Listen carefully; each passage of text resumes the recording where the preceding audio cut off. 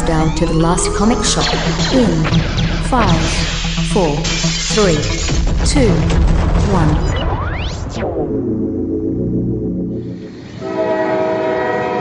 All aboard! Now leaving the station, it is more Last Comic Shop podcast. Make sure you have your tickets. Tickets, please. Protein bars. Yeah, if you don't have your tickets, you're going to get stuck in the tail. Nobody wants to be in the tail. Nobody wants to be in the tail, especially not this week where we talk about SnowPiercer. That's right. Nothing good happens in the tail. Depending on the adaptation, depending on whether you're talking about the movie or the comic book, long story short, the tail is not the place to be. But we'll get to why that is in just a second. I'm the host of the most, Andy Larson.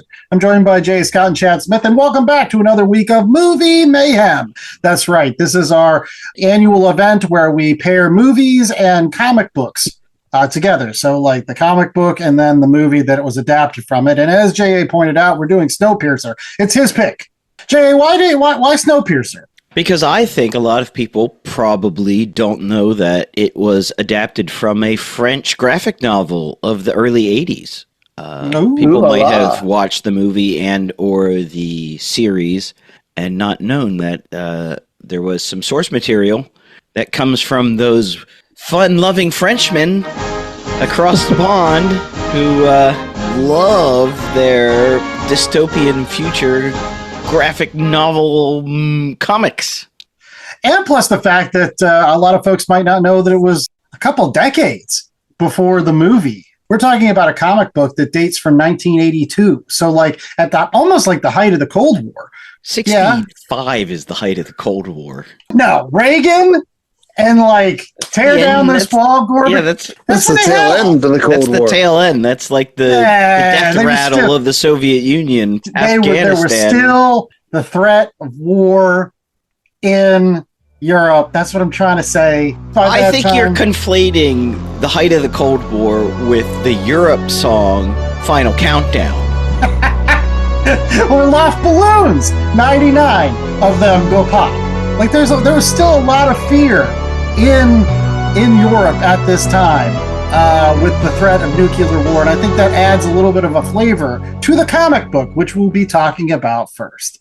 So, J.A., given this is your book, why don't you give us some facts about this particular book? When was it released? What was its original name? Who wrote it? All that jazz. So, SnowPiercer, originally released in 1982 by Casterman, was written by Jacques Lob with art by Jean-Marc Rochette. Now, the first 10 pages of the book originally were illustrated by Alexis, but he died after only completing the first 10 pages. So Jean-Marc Rochette took over the art duties. Originally published as a graphic novel called Les Transpersonnages. It was then retitled The Escape for Volume 1 because many, many years later, with the same artist but a different writing team because Jacques Lob died in 1990, we've got Volumes 2, 3, and 4 named The Explorers, The Crossing, and Terminus. We only read The Escape, which is the one that's mainly what the 2013 film drew from. And you can get all four in a 3-volume, this is where it's confusing because they combined volumes 2 and 3 into one book, in a 3-volume hard copy set from, I believe it's Titan Comics. Very beautiful SnowPiercer 1 through 3 in a graphic novel slipcase for like $40 on Amazon. But that 3-volume set includes all 4 volumes of the graphic novel.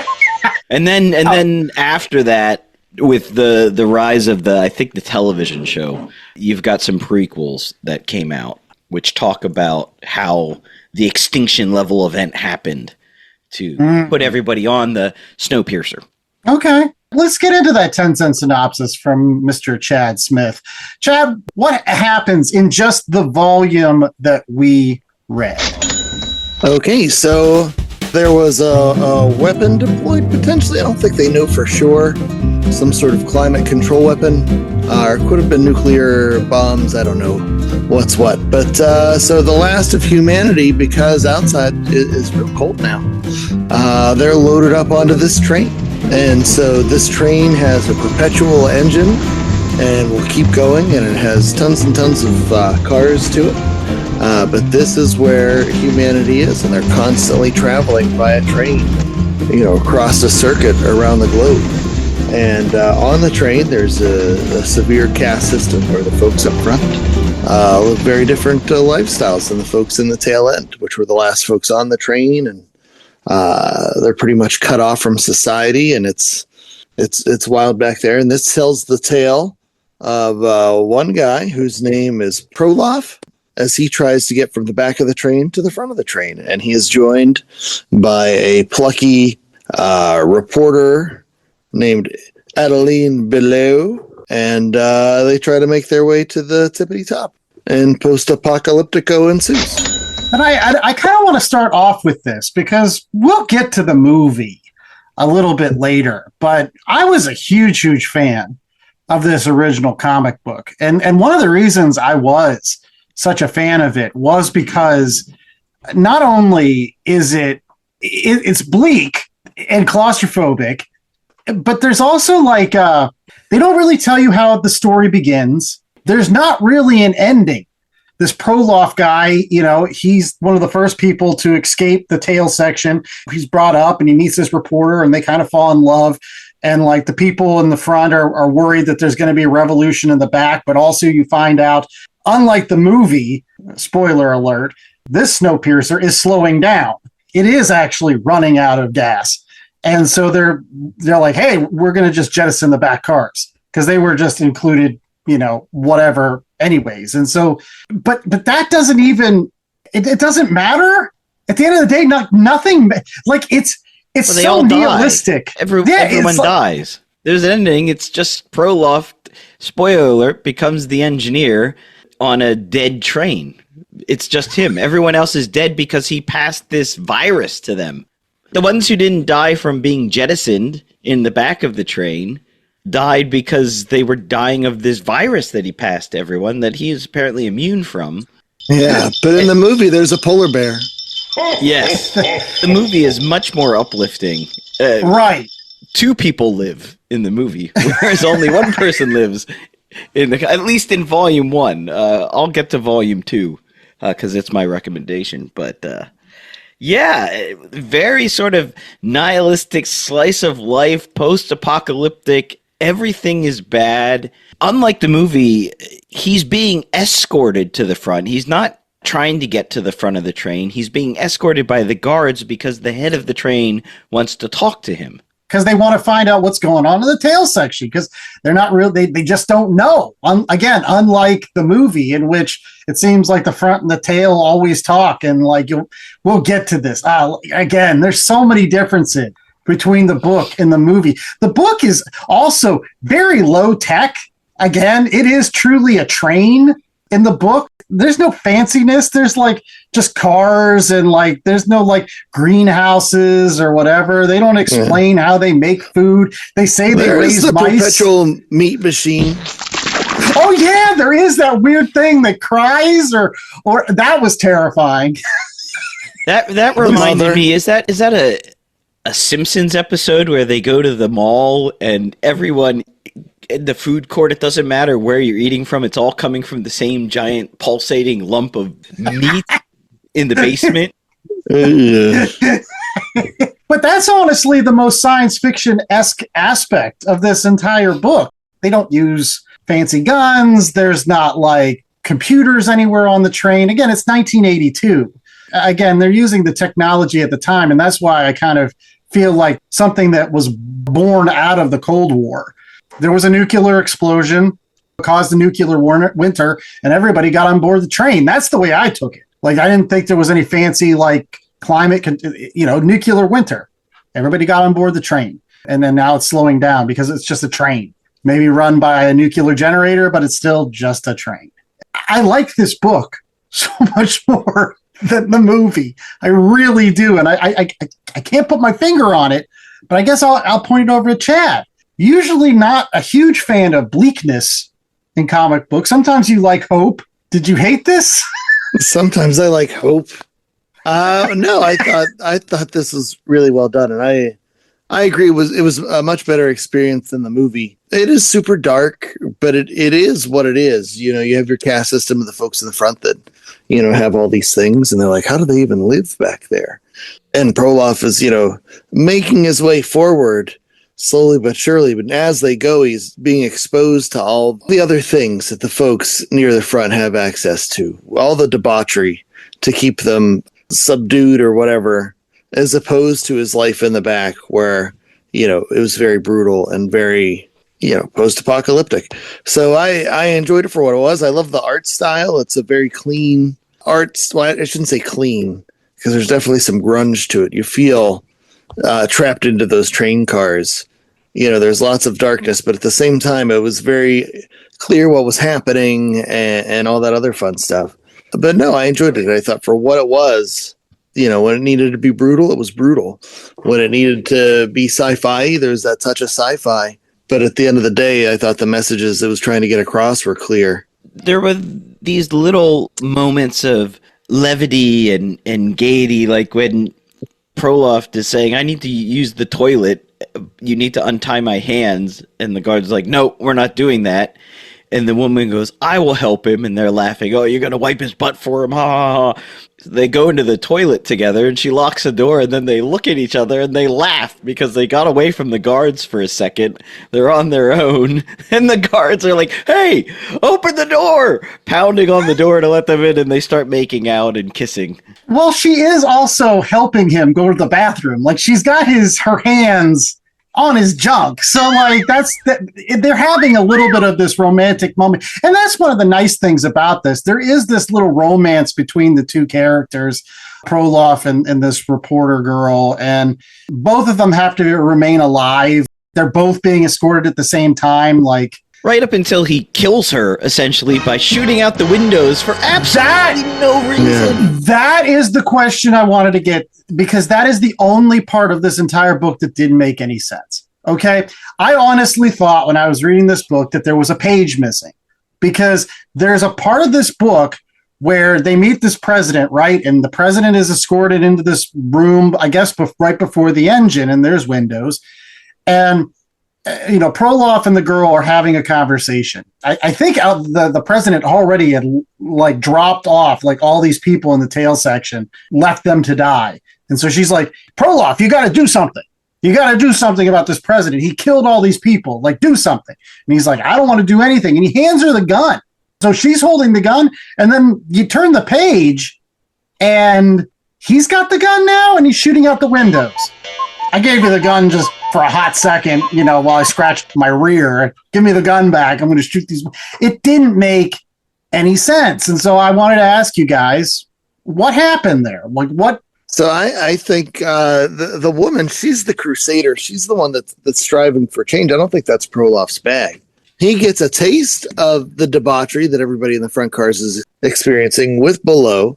But by the time he gets up there and sees the president, I think it's just a suicide mission. I don't think he's there to enact change. I think he's there to get revenge. And then he just gets plucked off into the engine before he dies.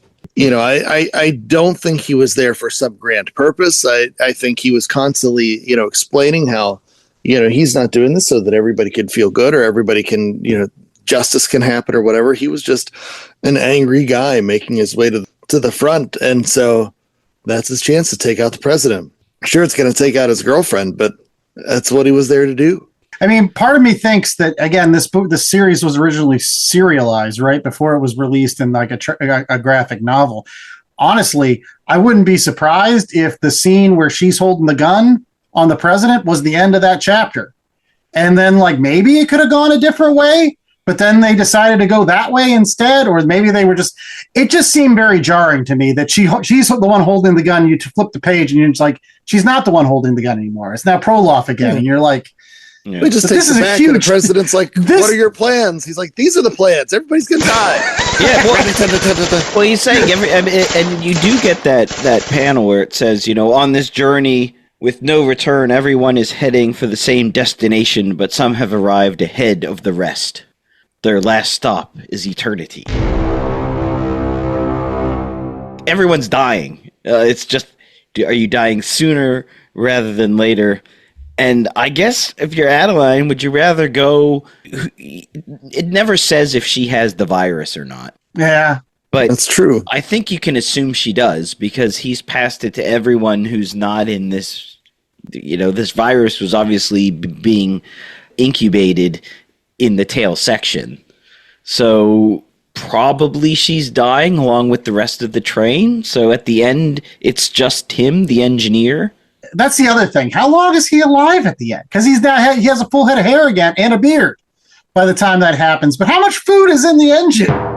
It's closed off. He can't go back. Like, all the windows are busted. Maybe I'm thinking too much of this. What I will say about this particular book is I think that this is also not only a great post-apocalyptic story, but it's also, again, like a metaphor for just society in general. How the top kind of lives differently. This guy gets like a taste of, like, as he goes up through the social ladder, and that's just like a microcosm on this train. And at the end of the day, like, it's kind of like a nihilistic thing that everybody's going to end up in the same place, which is frozen in the ground, which I thought was interesting. I like this book. To Chad's point, the art is clean. The art is crisp. The subject matter is dirty, but it's like that classic European bande desiree kind of artwork where, like, there's a structure to all the faces and the people and the drawings that, again, it's very, very well defined. And it's unlike a lot of things that you get even in American comics. There's a style to these European comics, which I love. And I love the fact that it's in black and white. That's another good thing. I mean, sure, it's with the snow and everything and that. But, like, again, if you're talking about the bleakness of this particular story, it being in color, even if you had like a shade of blue or something, wouldn't work. Like, you have to have it in this black and white. Yeah, you don't need colors for this. It's too bleak for colors. So one other question I wanted to ask both of you guys is, eventually they decided to make sequels to this book, but they waited a really long time. Like, you're almost talking about a decade plus, like 15 years between when the original was released. And I know we didn't have to cover the sequels, nor are we talking about what happens in any of the sequels. But do you feel like the fact that this story now has additional chapters cheapens this one? Do you think it should have just remained one story, or no? No, I don't. It's interesting and exciting to go back to that world. And the second volume isn't about SnowPiercer. I mean, it's SnowPiercer plays a part, but there's actually a second train called Icebreaker. And Icebreaker knows about SnowPiercer. And part of the whole thing about Icebreaker is every so often they have to do this braking maneuver so they don't run into the back of SnowPiercer. And then they have these people called explorers on Icebreaker that go out and have to fly an airplane or a helicopter or something to scout out ahead to see if they're going to run into SnowPiercer.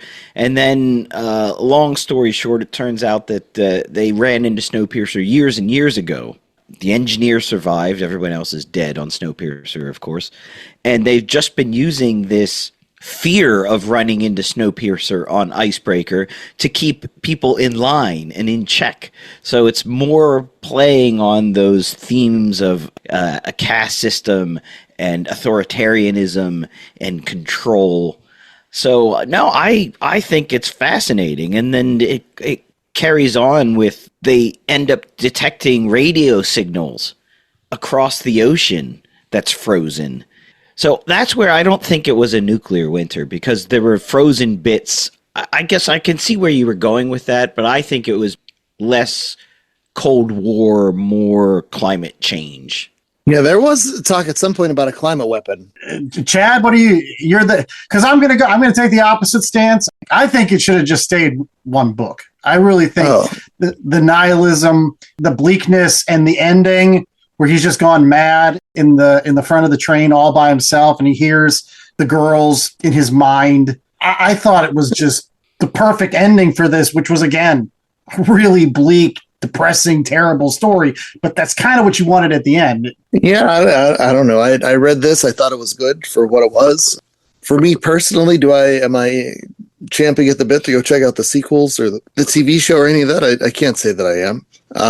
So I'm okay with this existing as the full canon in my head. But at the same time, like the story Jay was describing sounds pretty neat. Sounds like Snowpiercer 2. Sounds like, they got a brand new train. Yeah, it just depends on how many times you want to read that type of story over and over again, which there's nothing wrong with that. But at the same time, like, I'm content with this being my Snowpiercer experience. Luckily, in any of the 4 volumes that all cover trains, Steven Seagal is not on any of them. Just want to let you know.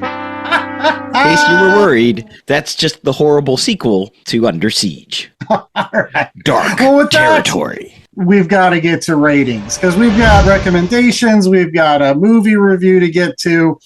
And again, we've already talked about some of the movies. So 1 out of 4 scale from J.A. Scott for Snowpiercer, the book. 1 out of 4 train cars. Choo-choo. We're going to start off with you, J.A. It was your pick.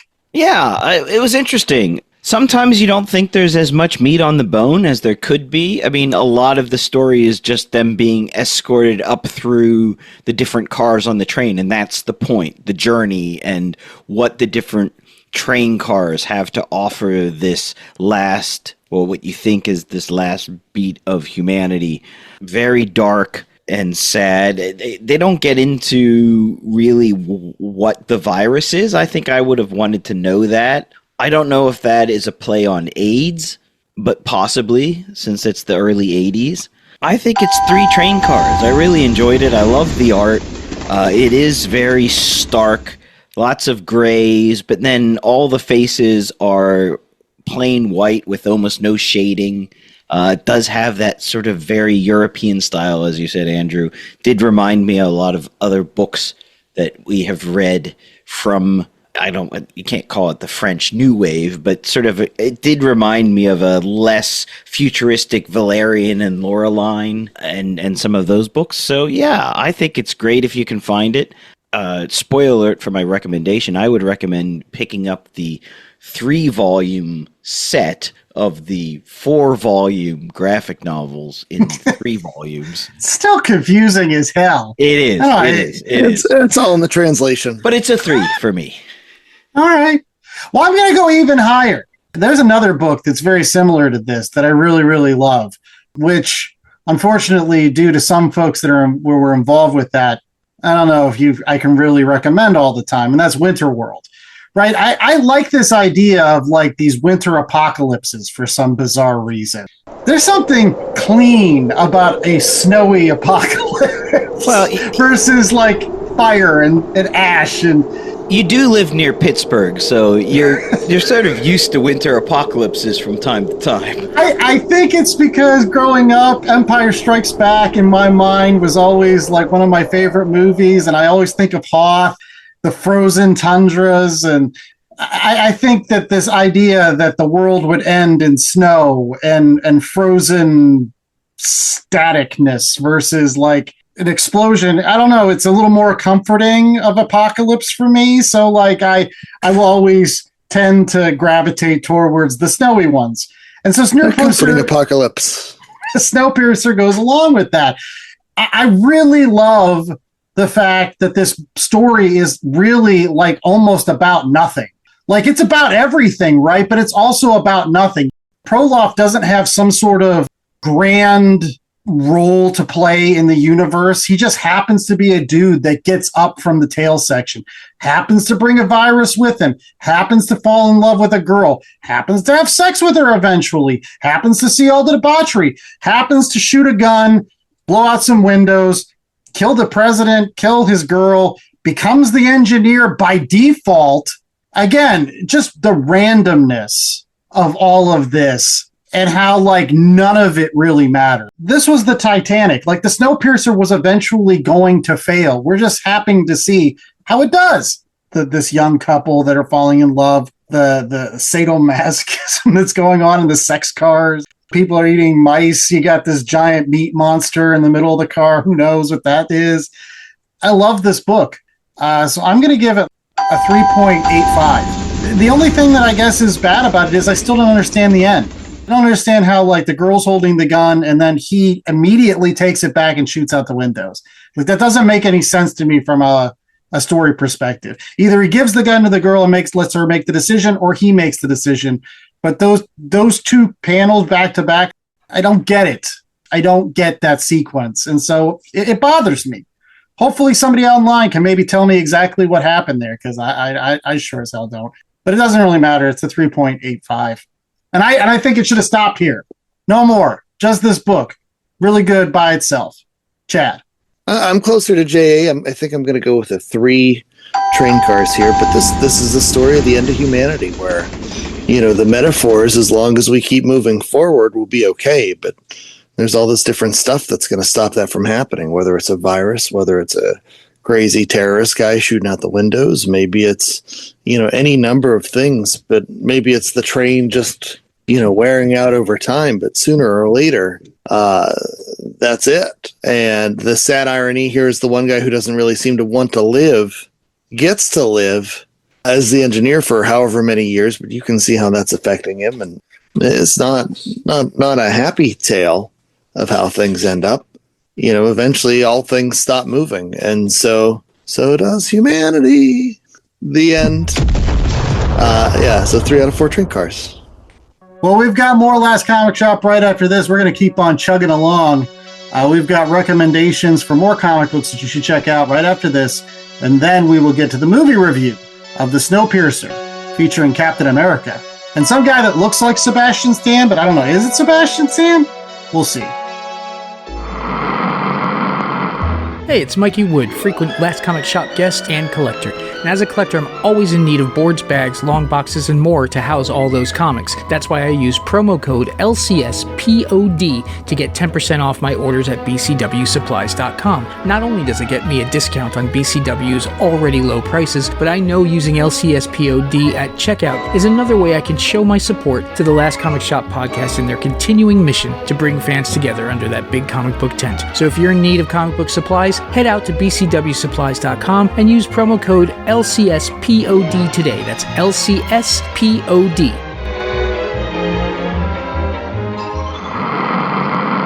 Hey guys, it's John from New Dimension Comics. Did you know that every Thursday at 8 o'clock on YouTube, you can watch me and Justin talk about all kinds of cool comics, reviews, nerd news, and just random stuff as well? Make sure you check it out at YouTube. Just search New Dimension Comics Presents The Toddcast.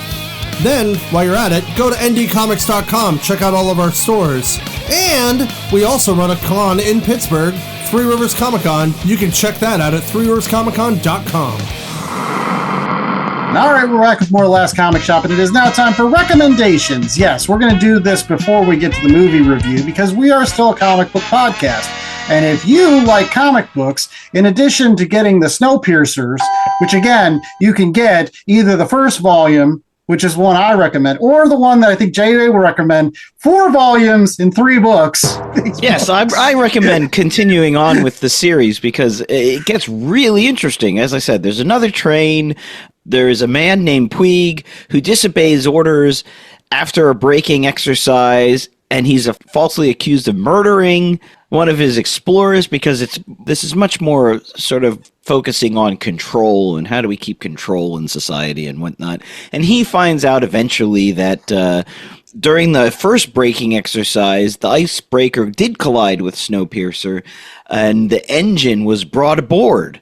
And there was a sole surviving explorer that had gone out to find SnowPiercer originally, and he's still there, tending the engine, along with Proloff. So Proloff survived. And then in The Crossing, which I mentioned, it's in book 2, but it's book 3 of the 4-book series. They detect a radio signal across the ocean, and they decide to follow it to find its source. And you find out that the train can travel off the tracks by mounting these caterpillar treads to the base of it.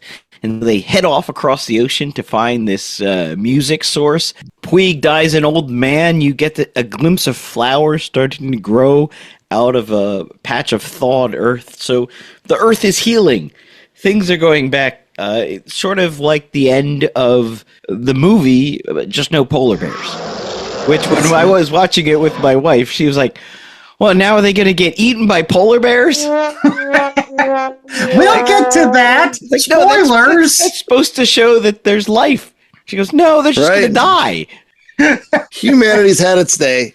My recommendation this week is kind of not only a recommendation, but also kind of a warning to folks that may be buying my recommendation in a particular format, because I'm going to kind of say, don't do that thing. So, Batman Arkham Asylum.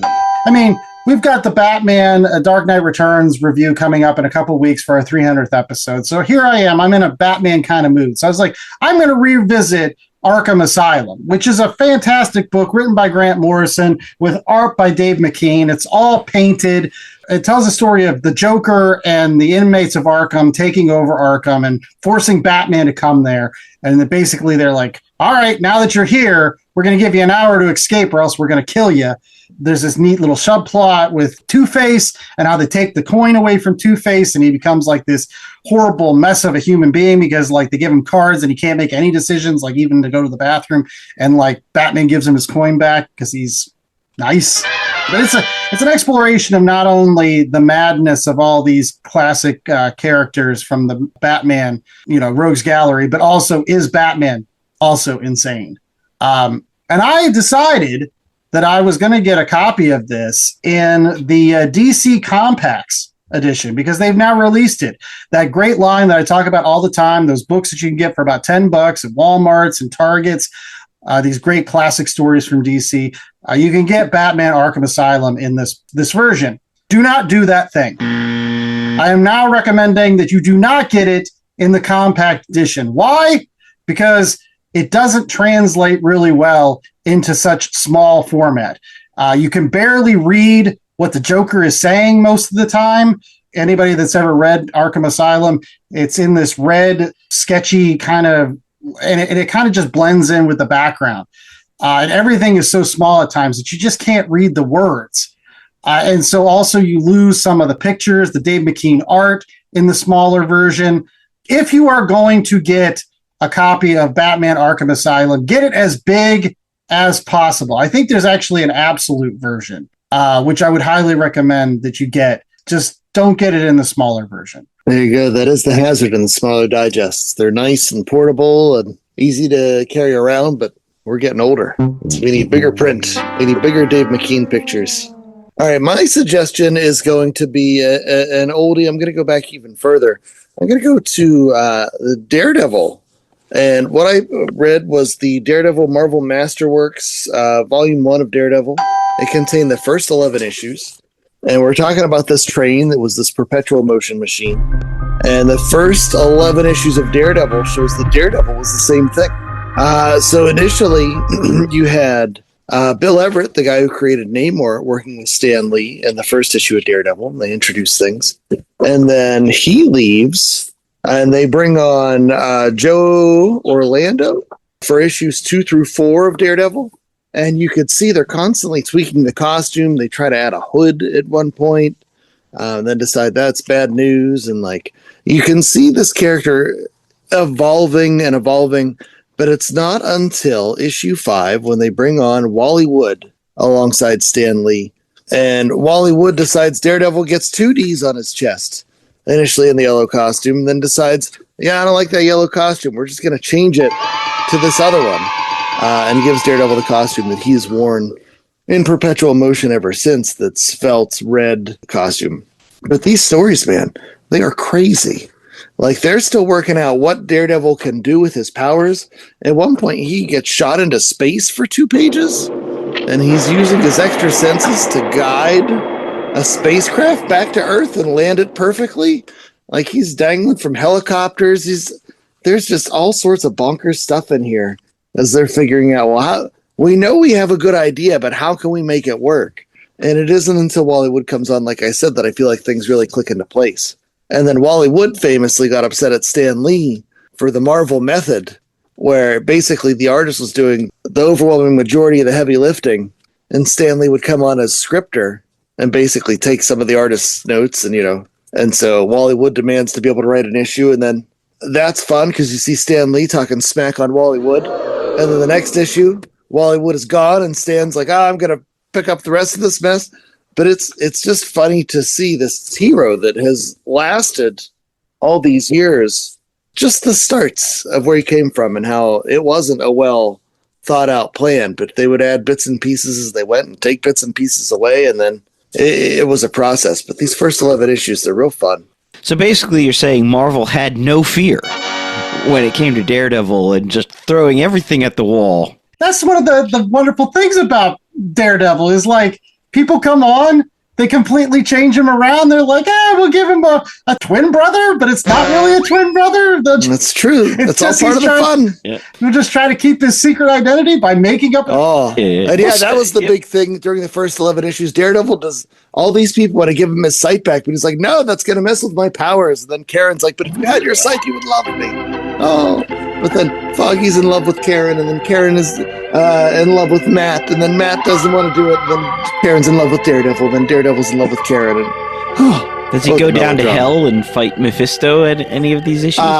Not yet. He does meet the Purple Man, who, because of Daredevil's powers, is not affected by Purple Man. I don't know why. Like, there's not a lot that makes sense in these, and I love it. Yeah, I thought the Purple Man was all about pheromones. So wouldn't Daredevil with his super smell be doubly influenced? You would think, but no. And then when he defeats Purple Man, he wraps him in a plastic bag and leaves him there for the police to come. That's death. To die. To die. No, for the police to get him. No, that's not how plastic bags work. Oh, I know this. That's why you don't. We've all seen how many episodes of Sopranos have you seen, sir? That's it. Well, they tell you on all the bags, this is not a toy. It's a suffocation. In any case, we've got more Last Comic Shop right after this. You know what I think? This world we're in right now is the fairy tale. And what's really real is on the other side. Ramsey, mechanic by day, aspiring comic book creator by night, went into the woods and tripped. He was bombarded by bizarre and mysterious glyphs that he drew into his sketch pad and onto the body of his muse, Regina. Oh, groovy! Your art is crawling all over me. Shit. What is going on with you? What's going on with you? All of a sudden, you're a complete drip, baby. Maybe you need another limb to the head. Ah! Bloom, written and created by Ted Sikora, with art by Butch Mappa. How are you feeling, Ram Man? You've never experienced a story so astonishing, so far out and away from the beaten path.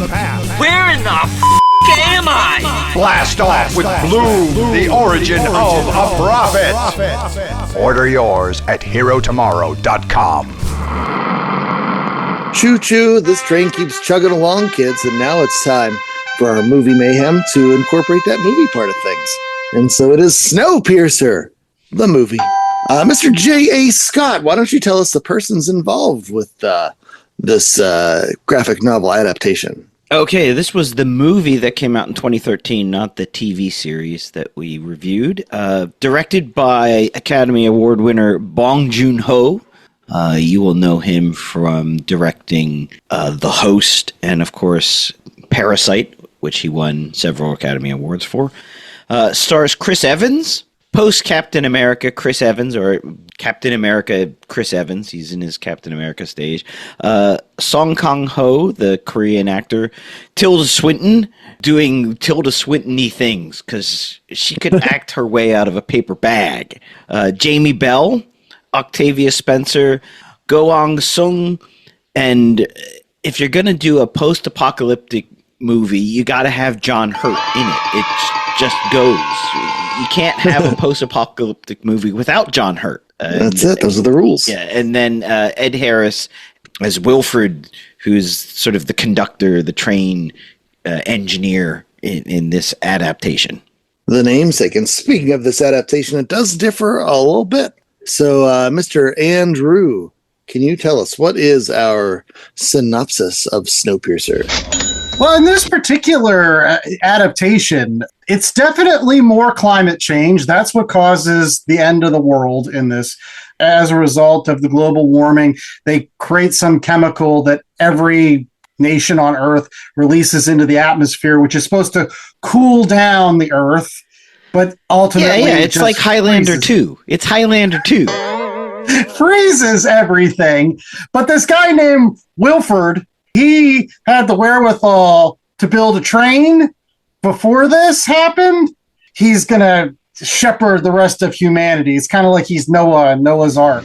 He loved trains so much that he built his own. And so there's still like a notion that there's a caste system where I guess there was the people that he wanted to have on the train, and then the people that pushed their way onto the train, and they became the tail section folks. And the tail section folks, again, like in the book, they have a really hard time. Initially, they were eating each other. They don't have any windows. Eventually, they get protein bars, which are made out of cockroaches, whatever. But every so often, because of the population on the train and having to keep it in line, they let the people from the back like create revolutions to push their way forward and die. I don't know, just to get rid of some of the surplus population. But there's this dude named Curtis. That's Chris Evans' character, and he is the super leader. Like, he is the once-in-a-generation leader who is now at the bequest of John Hurt leading this new charge. And he gets further than anybody. He actually gets to the front. He wants to meet Wilford and kill him. And so he gets up there, and then Wilford's like, "You want my choo-choo?"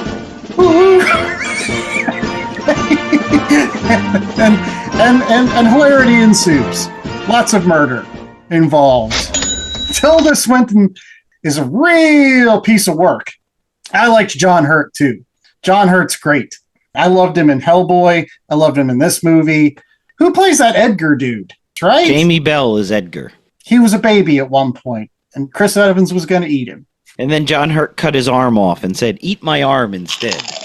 Take a piece of me instead. Don't." Yes, and Chris Evans wanted to cut his own arm off, but then he couldn't, so he just had a scar walking around until the very end, spoilers alert, where they find out that they're actually little kids, the kids that had been stolen from the back of the train, placed inside the engine compartment to replace breaking down parts. And so they become part of the perpetual engine. But Chris Evans sticks his hand down and stops the engine from running to save the kid, and his arm gets ripped off in the process. And then there's this whole secondary story about the Earth is maybe warming up, and you have this father and daughter. The father he helped build the train, so he's able to open all the doors, but he's also addicted to this chronal, which is this waste product industrial waste, but it's also super flammable. And the daughter is like a precog. She can see what's going to happen. They end up blowing the side of the train, and then everyone dies because of that. Except for the precog girl and the little boy who's saved. That little boy. They come out in like their Eskimo gear and see a polar bear. What? Why did that happen? That's so stupid. It's so hopeful, and then at the same time, it's a polar bear. You better watch the heck out. I said, yes, that is a good point. As much as I like the book, I think I have the opposite take of the movie, in which the movie is, from a production standpoint, I'm not going to knock at the movie. It was very well made, right? Very well directed. The action sequences are pretty gripping. The fight sequences are good. I can't put my finger on why I don't like it. It's very off kilter. I mean, not just the Tilda Swinton part. There's that Allison Pill teacher that's pregnant and singing to the greatness of Wilfred, and then turns around and whips a machine gun out and starts killing people with it. It's weird. If you've seen Parasite and The Host, you can kind of see where this one gets. It's all done by the same director, so similar beats, movie beats, and strangeness to it. Yeah, I don't know. This one, it did definitely seemed over the top and more campy. as opposed to the comic, which we were talking about. It had that grit to it. It sure, there were sci-fi elements, but it still felt like, well, these are real people reacting in these scenarios. And this one, everyone was so turned up over the top. And, whether it was Tilda Swinton, right? I asked before we started, was this the Hunger Games era? Because she seems like she's definitely Hunger Gaming it up. It's just, there was a campy element here that I think made some of the more serious themes, it kind of washed them out a little bit. I also wanted to piggyback that I mentioned in the book, the Proloff character isn't some sort of magic Moses type character. He's just a random dude that happens to escape from the back. Sure, he brings the virus. Sure, he ends up ultimately killing everybody. But the randomness of all the events that happen in his journey, the back of the train to the front of the train, that made more sense to me. It felt more realistic. It felt more like real life. This felt like very, yes, I know that it's a movie, right? But it felt scripted. Oh, yeah. It's, Curtis he's the Messiah character that will come to the beginning because Wilford picked him as the guy that will be his successor. Unlike the engineer. It's meant to be scripted. The whole thing, that was part of the point of the movie, is that they were living this scripted unreality reality. There are too many X factors in life for things to be scripted down to that nuanced level. I honestly, that's kind of why at the end I did like the train blowing up, because I kind of like that subplot of the person that created the train and could open all the doors and his daughter being like having their own agenda and adding an X factor to all of this. Or like, oh, it was this whole deal where Curtis was supposed to get to the front of the train and take over. And he's like, screw that shit. We're blowing stuff up because we want to get outside. That's where life is. Like, that's what's going on. In the book, Proloff becomes the engineer just randomly. He just happens to be there at the right time. The engineer's like, well, shit, now the windows are blown out. I'll grab this guy because I am dying. And so I'll bring him up to the front. And even the engineer, he's not anything special in the book. He's not the president. He's not the guy that built the train. He's just the dude that's running the train. I don't know. The train just seemed like more of a train as opposed to super train, like in the SnowPiercer movie. Yeah, it felt tropey to me. I don't know why, because normally I love campier stuff. I don't know. After the book being such a serious and such a downbeat, but still it was still a good story.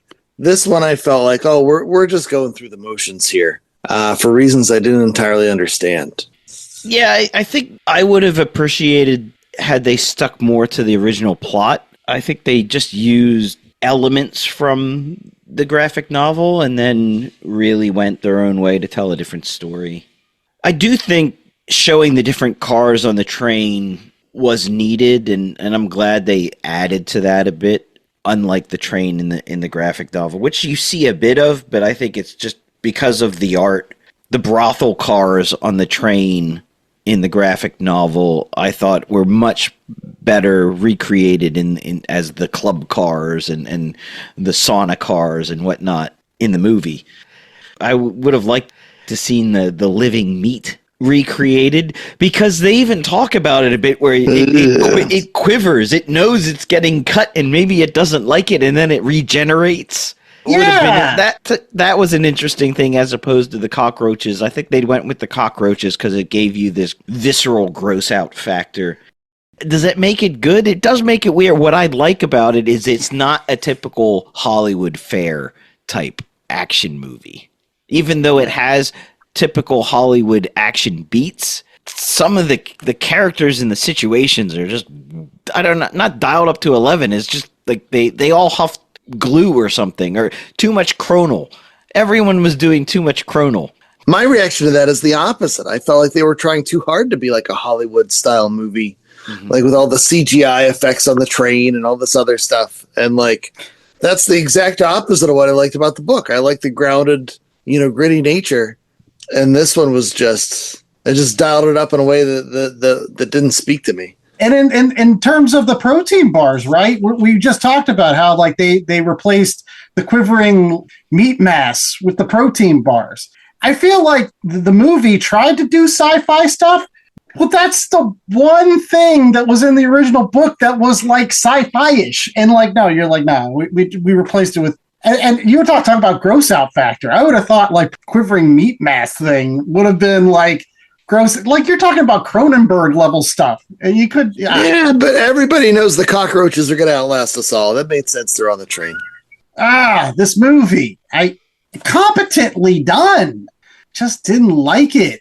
Let's get to ratings. And we'll talk about it in our ratings. So 1 out of 4 scale coming from J.A. Scott for this particular movie. What do we got? 1 out of 4 protein bars. Yum, yum, yum. By the way, for those folks playing at home, I thought Sebastian Stan was one of the dudes that came in with Tilda Swinton and had the ties. And no, it turns out it just had Sebastian Stan type hair. I guess he was combed over in the middle.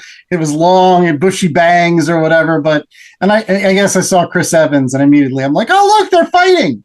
They're fighting like hands and fists, like in Winter Soldier. We're going to start off with Chad this time.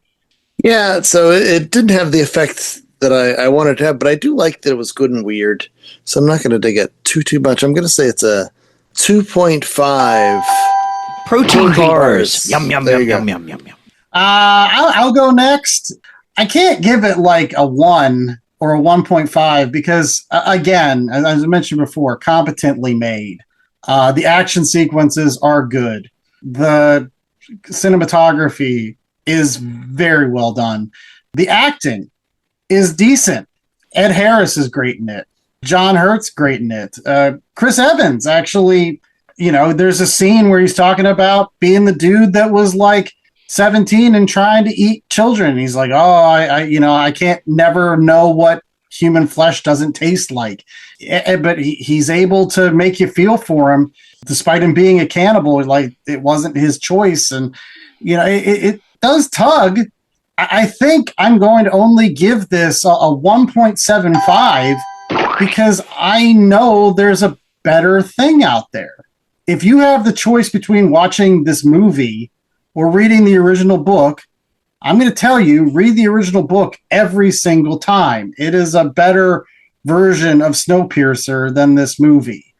I think this movie is overproduced and kind of gets some of the things that were right about the book wrong.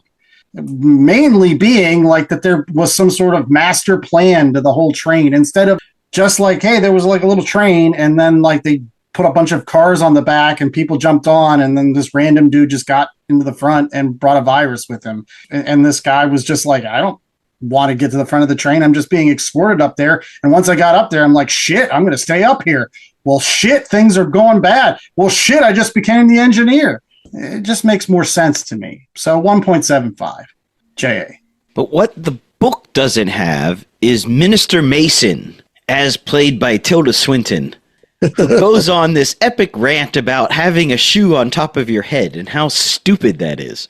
Well, Ewan Bremner's character has his arm stuck outside the train as punishment for throwing the shoe at her. Who throws a shoe? Honestly. She was incredible.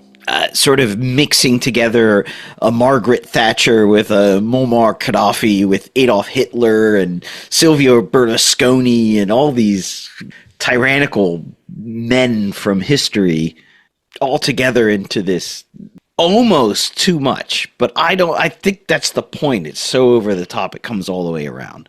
That being said, it does have its issues. I think I agree with Chad. It's a 2.5. Protein bars for me, though. You guys can have the protein bars. I'll do the twice a year sushi. Thank you very much. What about the eggs? They gave everybody the eggs.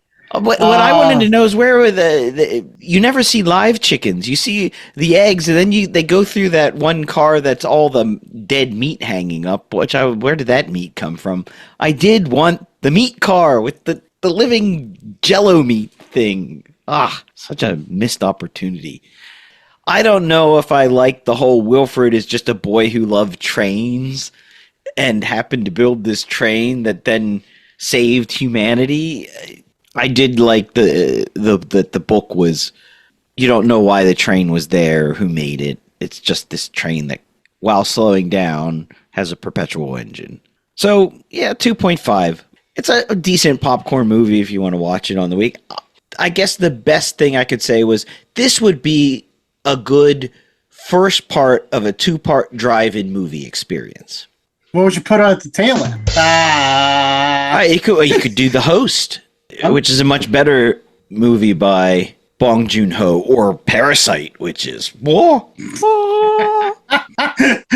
one thing we hope is never in the tail end is always first class is our fans of The Last Comic Shop and their ability to get more episodes of The Last Comic Shop in future, including the rest of Movie Mayhem. So make sure that you're tuning in the rest of May for all the rest of the fun that we've got in store. You can do that by going out to www.lastcomicshoppodcast.com, rate, reviewing, and subscribing. Again, Movie Mayhem may come to an end at some point, but we've got other movies coming up the rest of the summer. We're going to be doing the Masters of the Universe movie in a couple weeks, so you can stick around for that. We've got the Supergirl movie. We're going to be doing that on this show, as well as the Spider-Man movie, which will be coming out in late July. So lots of movies / comic books to come, and you can, again, get them all by just rate, reviewing, and subscribing over at www.lastcomicshoppodcast.com. And you can get all of our recommendations and more potentially at your local comic shop. So don't forget, in addition to SnowPiercer Volume 1, which by itself was fine, you could also find SnowPiercer Volumes 1 through 3, which secretly includes Volumes 1 through 4. And lots of snow piercing and other trains and all sorts of fun. Or maybe you want to go Batman Arkham Asylum, but remember Andy's tip, you want to get it as big as possible. Or finally, the Marvel Masterworks Daredevil with those issues 1 through 11, because they're just as bonkers as anything that happens on that train. But all that more waits for you at your local comic shop. Then you come talk to us about it online at the socials at Last Comic Shop Podcast, or swing by our website where they can find what else, J.A.? We link to our merch store where you can always pick up t-shirts, coffee mugs, tote bags, hats, shorts, all sorts of logoed paraphernalia and clothing. This week we have a special on fur. Conveniently placed fur coats that you never know you're going to need until you need them. That's right. It comes with plot armor. Plot armor fur coats. Good gravy. Talk about Curtis having more plot armor than anybody ever on the face of the planet. My God, that one scene where the guy is like going to stab him in the face with a knife and just happens that guy rolls over and puts his hand out. He catches the knife with his hand in the middle of his hand, but still, it's like Curtis. Talk about like a dude that should have died like 18 times by now. Any case. But make sure that if you want to save money for all of the popcorn and the slushies and candy that you may get at your local movie theater by saving money on those comic book supplies, right? You're going to buy that anyways. Use our promo code LCSPOD over at bcwsupplies.com so that you can keep all your comic books looking fresh and, again, have money for popcorn and other things you might be doing in the summer, like go-kart racing or, I don't know, maybe you're going on a train trip. Woo woo! Going on a train. Then you're going on one of those trains at one of the amusement parks. Kind of like SnowPiercer. If you get on Amtrak, sometimes it's a similar experience. Don't go to the back cars. Just don't go to the back. That's right. Get that first class ticket, and you can, again, afford it with saving that money and supporting the Last Comic Shop in the process. Until next week when we've got more Movie Mayhem, I was the host of the most, Andy Larson. I was joined by Chad Smith and J.A. Scott. And we hope that you stay safe. Stay popcorning. Popcorn is the best. I don't know if you can go and see a movie at a movie theater without getting popcorn. It's not a good experience, yo. Like, it's better than a protein bar. It's, I don't know. Juji fruits are kind of like the protein bar. Yeah. The protein bar reminded me of Fruit by the Foot, but thicker, blacker, cockroachier. Maybe the same amount of cockroaches. I don't know. It's like when you think you're getting the red Swedish fish, but it's the black Swedish fish. Oh, licorice is terrible. Maybe that's what it tastes like. Let's all think that those protein bars taste like licorice, and that's why nobody wanted to eat.